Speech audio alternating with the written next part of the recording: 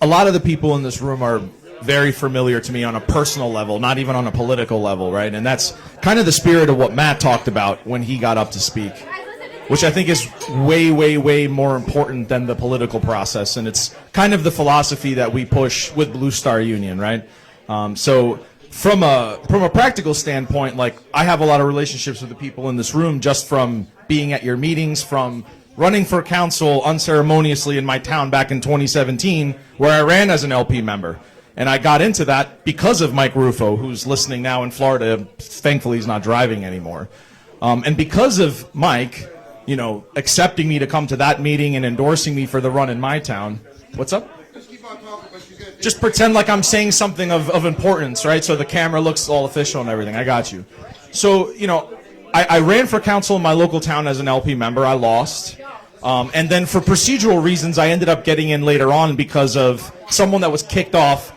And I went under the party of true liberty and small government, the Republican Party, which I know is boo-hiss for everybody around here. Small when they want to be, and large and murderous and disgusting when they feel like it too. There we go. I wanted to make sure he was still on. But the thing that Matt covered that I think is great, everybody here dismisses very often, like, fighting and tension as a bad thing. And my friend David Maxim, again, as some of you know, said that one of the biggest blessings in life is to have conflict, right?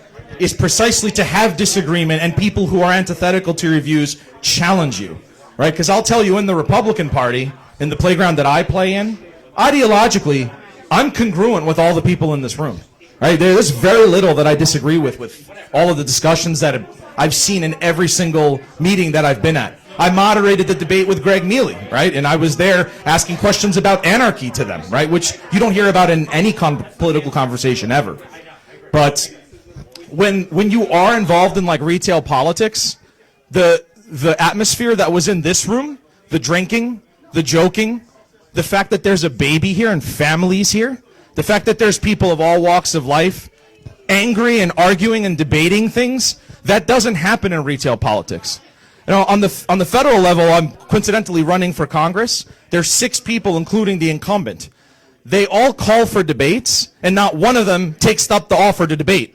And in fact, when you show up at events where the other candidates are there, they run away. I'm talking to you, Mike Blasey.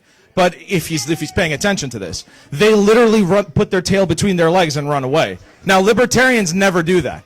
Libertarians you got 20 libertarians in a room, you're going to have 30 opinions, but they will yell and scream at each other at the top of their lungs, including about procedural things in meetings like you all just did.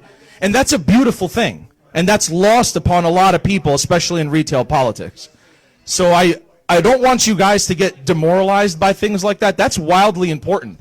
Because if you believe something and you espouse some slogan on a political trail, and 4 other people in your party are espousing that same slogan, and you're never challenged, you can't articulate that argument. You've never had to sweat in front of an audience and defend the merits of your philosophical foundation in front of people.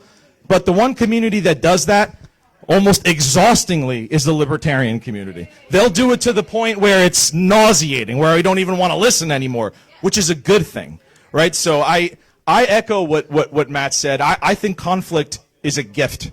It's an unbelievable gift. You should embrace conflict. You should embrace arguing. You know, disagree with that. Exactly.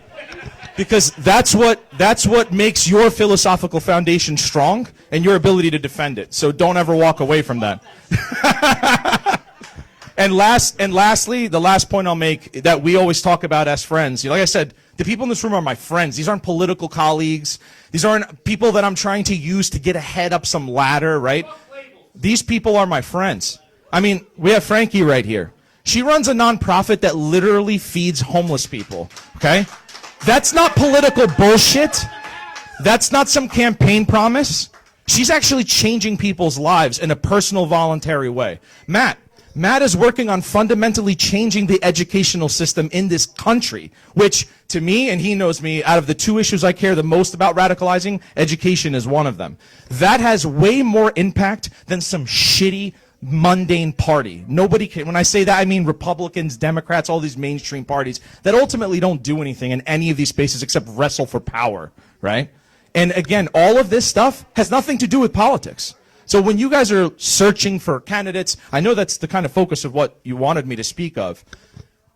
you can run for office and lose, and that's not a loss, right? If you can change culture with your ideology, with your philosophy, if you can argue, if you can get in front of a Republican and explain to him why war is terrible, or get in front of a Democrat and tell him that stealing wealth is immoral, I mean, you can change and attack those parties from both sides, and they need that. They need to be held accountable. They need you guys to do that.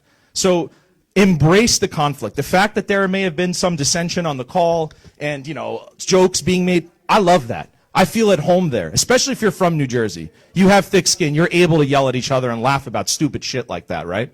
So listen, guys, like I said, I come here and I always feel at home. You guys are all my friends. I've always had a great time hanging out with all of you. Don't let all of that nonsense, outside stuff demoralize you. You're here to change culture and win people's hearts and minds. And if you can push that Overton window just an inch to the side of liberty, that's a victory for all of us. Thanks, guys.